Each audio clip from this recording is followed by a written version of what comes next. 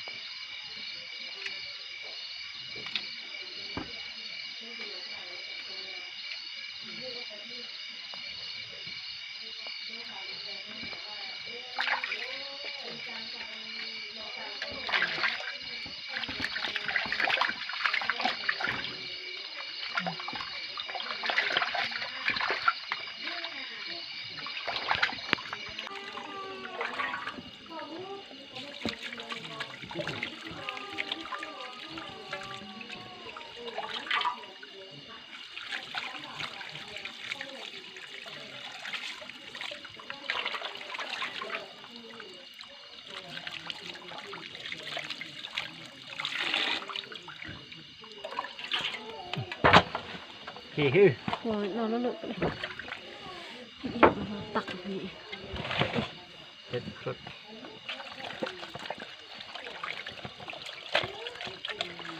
เอาคุยนะ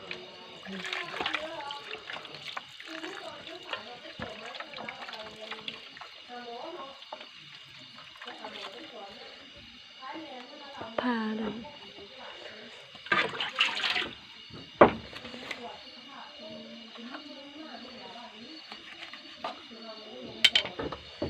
เรียงควรทำกันนี้กูไม่เอาถ้าเพื่อเรียงนี่นะ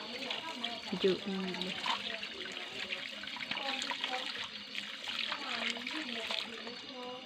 เฮีย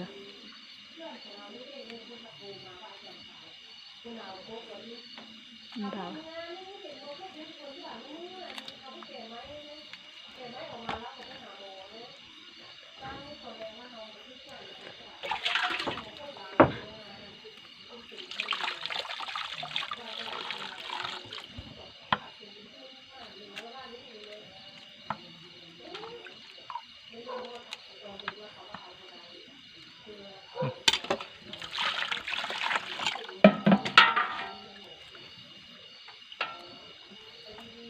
ลำไยใส่ก็เกี่ยงเกิด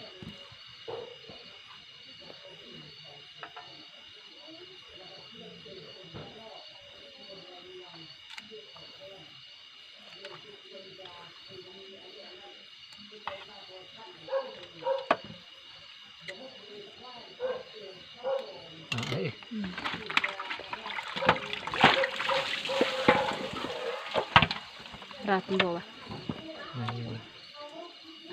เหมือนน้องอุจจาระน้องก็เลย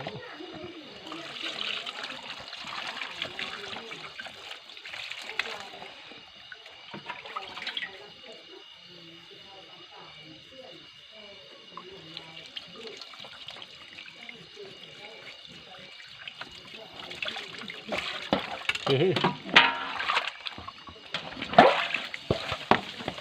ขี้ว่ะการมาไงอ่ะมือยืน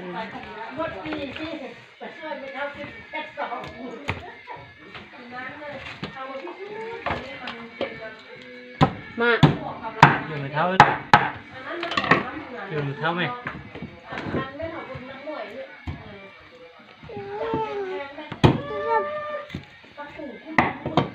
อยู่ในเท้าดู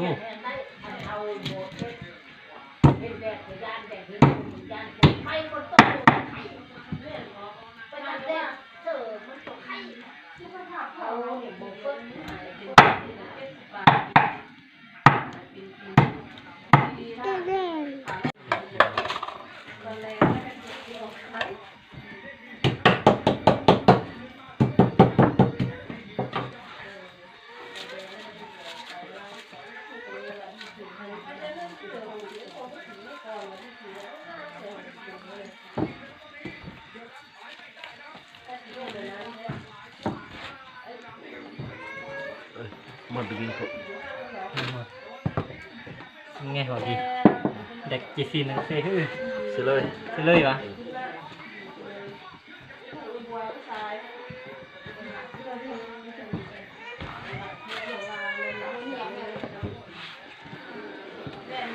เป็นโรยชัว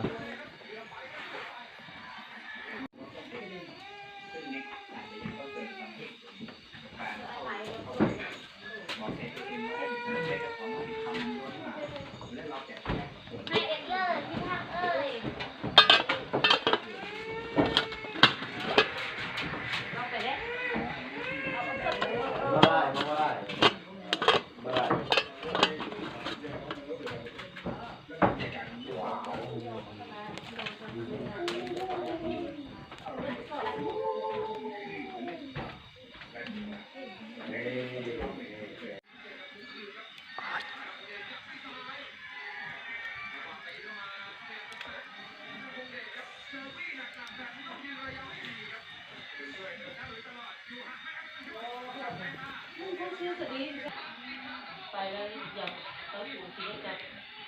กับเมีย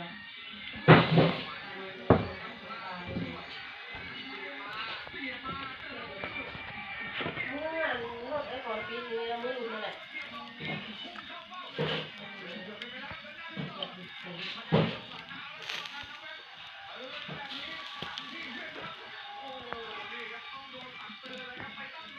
เอ้าพี่ทำพี่เป็นท่าพี่ท่าน้องอยู่ก็แต่ว่าคุณโดนเอาวัวไปฆ่าวัวไปฆ่าตลอดค่ะ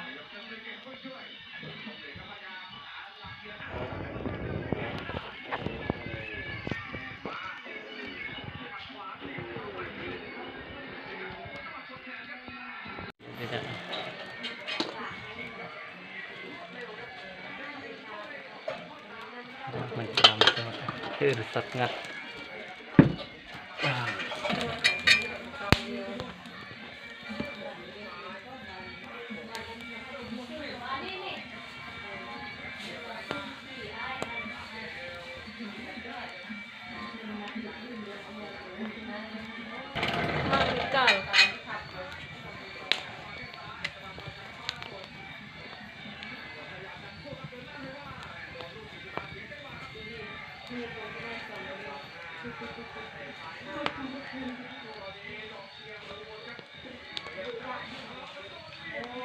สิเหรอ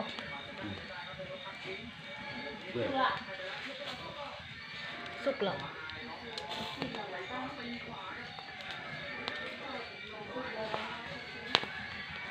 น้ำปิ้ง กรณีครอบครัวก่อนมันมีคนวันนี้ช่วยบริจาคแทนแต่เดียวตาย โอ้ครับ เด็กก็จะเป็นที่พุทธ ตอนนี้แปลง มันนัก อืม มันมีปัญหาว่าคนได้วันต่อไปก็จะร่วมมือครอบครัวเด็กดูลำบาก ลงคันล่าแต่เดินก็ได้ลงล่าแต่ว่าไปก็ได้ดิ